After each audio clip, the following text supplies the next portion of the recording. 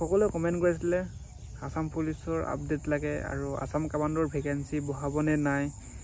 বা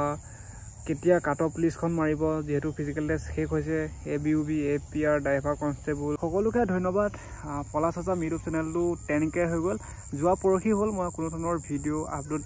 আপডেট দিয়া নাছিলোঁ আৰু সকলোকে ধন্যবাদ দিলোঁ CM ছাৰে যিবোৰ কথা কয় সেইবোৰ কৰি দিয়ে মানে যেহেতু কেণ্ডিডেটজনে সুধিলে পৰীক্ষা কেতিয়া হ'ব লিখিত পৰীক্ষা আৰু CM ছাৰেও ক'লে আমাৰ মামা বুলি সকলোৱে যেহেতু কয় মামায়ো ক'লে মাৰ্চ মাহতে হ'ব ফিজিকেল টেষ্ট শেষ ইয়াৰ কাট অফ লিষ্টখন কেতিয়া মাৰিব সকলোৱে জানিবৰ কাৰণে কমেণ্ট কৰি আছিলে কিন্তু মই দুদিনমান প্ৰেক্টিছো কৰা নাই মানে ঘৰৰ পৰা ওলোৱা নাছিলোঁ কাৰণ এই ভৰি দুখন দেখা পাইছা ভৰি অৱস্থা নাই মানে ইয়াতো মই বেণ্ডেজ আজি খুলিছোঁহে বেণ্ডেজ মাৰিছিলোঁ মই বেণ্ডেজটো খুলিছোঁ মানে ৰানিং কৰি আছিলোঁ আসাম পুলিচৰ ইণ্টাৰভিউ গ'ল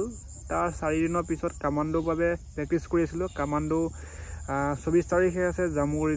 জামুগুৰি হাতত তো প্ৰেক্টিছ কৰি থাকোঁতে 100 মিটাৰ মাৰোঁতে মানে ভৰিখন কষ্ট পালোঁ তাৰপিছৰ পৰা মই কোনো ধৰণৰ মানে ফিল্ডত অহা নাই সেইবাবে মই ভিডিঅ' দিব পৰা নাই কামাণ্ডোৰ ভেকেঞ্চি বঢ়াবনে পিছলৈ কিন্তু কামাণ্ডোৰ ভেকেঞ্চি বঢ়াব নোৱাৰিব চাগে কাৰণ 164টাৰ ভেকেঞ্চি বৰ্তমান ইণ্টাৰভিউ হৈ গ'ল আৰু এতিয়া ফিজিকেল টেষ্ট চলি আছে ফিজিকেল টেষ্ট শেষ হোৱাৰ পিছত হয়তো মেৰিট লিষ্টৰ বাবে কাৰ নাম আহে বা কাৰ চাকৰি হয় সেইটো হৈ যাব কিন্তু আমি অসম পুলিচৰ যিহেতু যোনসকলে ফিজিকেল টেষ্ট পাছ কৰোঁতে এটা ভাল নম্বৰ পাই থৈছে তেওঁলোকে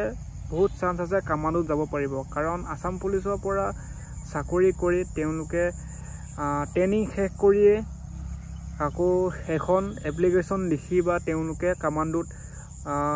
ট্ৰেইনিং কৰি 3-4 মাহ তেওঁলোকে যদি ট্ৰেইনিং ভাল কৰে কামাণ্ডোত চিলেকশ্যন হৈ যাব পাৰে মানে সেইটো প্ৰচেছ আছে কামাণ্ডোত যাবলৈ আসাম কামাণ্ডোত যেহেতু 164টাৰ ভেকেঞ্চি যদি তোমালোকে ভাবিছা মই 164টাৰ ভেকেঞ্চি নম্বৰ কম পাই থৈছোঁ কিন্তু মই কামাণ্ডোত চিলেকশ্যন নহ'ম তথাপিও তোমালোকে যদি আসাম পুলিচৰ যি 5,563টা পদত যদি যিকোনো মানে বিভাগত ABUB হওক তেওঁলোকে যদি